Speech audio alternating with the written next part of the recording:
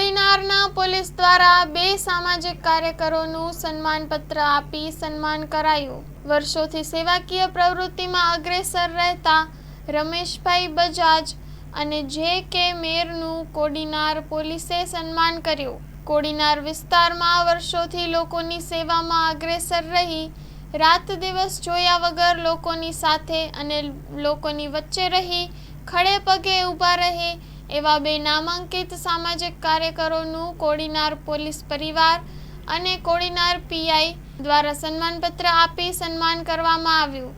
કોડીનાર વિસ્તારમાં ગુરુ નાનક સિંધી સેવા મંડળના કાર્યકર રમેશભાઈ મેરુ, જે 1985થી આજ સુધી બિનવારસી લાશોનું પોલીસની સાથે રહી મદદગાર બનીને 200થી વધારે લાશોનું અગ્નિસંસ્કાર કર્યું છે અને તેની સાથે જયેશભાઈ કરશનભાઈ મેરની પણ ખૂબ સેવાકીય પ્રવૃત્તિમાં આગળ રહ્યા છે।